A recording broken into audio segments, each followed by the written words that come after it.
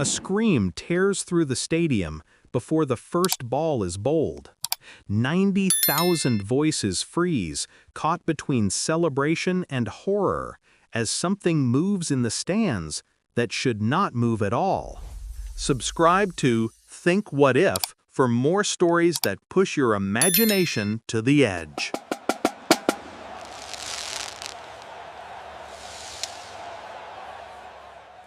The Cricket World Cup final is meant to be a festival of unity. Flags wave, drums pound, and fireworks still smoke in the sky. You can smell popcorn, sweat, and firecrackers. But the air shifts. The noise changes. What begins as a roar of fans becomes a ripple of panic. You hear it in your bones before you see it with your eyes. A man in the front row jerks, then lunges at the woman beside him. Blood sprays across white shirts. People scream, but no one believes what they see. Not yet. Players on the field stop mid-warm-up. Cameras cut across the chaos. The commentator's voice stumbles. Something appears to be happening in the north stand. But the words vanish under the thunder of terror. You feel the vibration of thousands of feet pounding down steps as people stampede. Bodies crash against barriers. The music system still plays, absurdly cheerful, as the first infected leap onto the pitch. What would you do now? Stay in your seat and hope it is contained?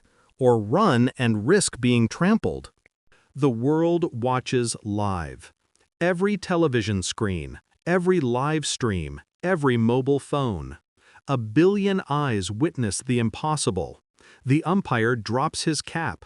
A bowler sprints not toward the crease, but toward the safety of the pavilion. But there is no safety. The player's tunnel becomes a choke point, jammed with desperate bodies. Blood already paints the white walls. The outbreak spreads with speed that defies reason.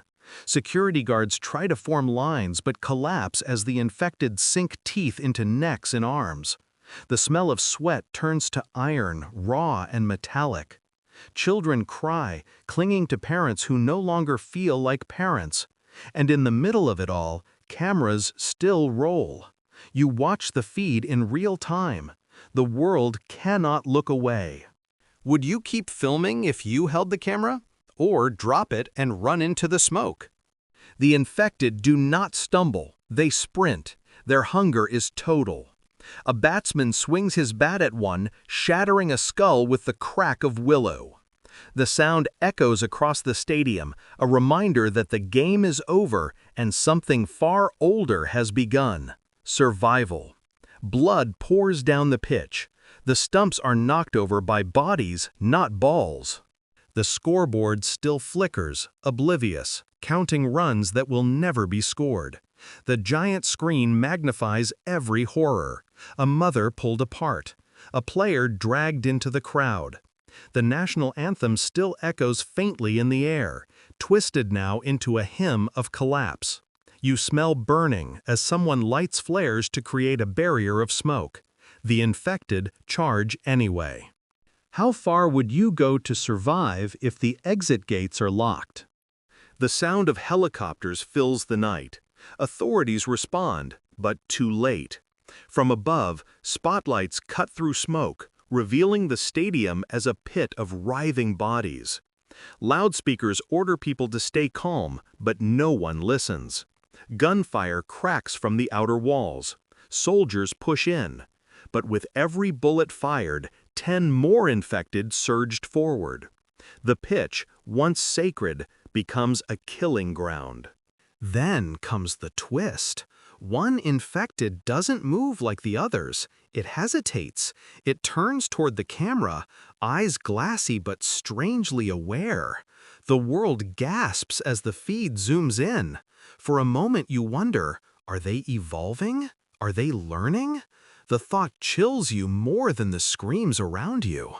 Would you face that stare, or shut your eyes and pretend it is not real? Outside the stadium, panic spreads across the city.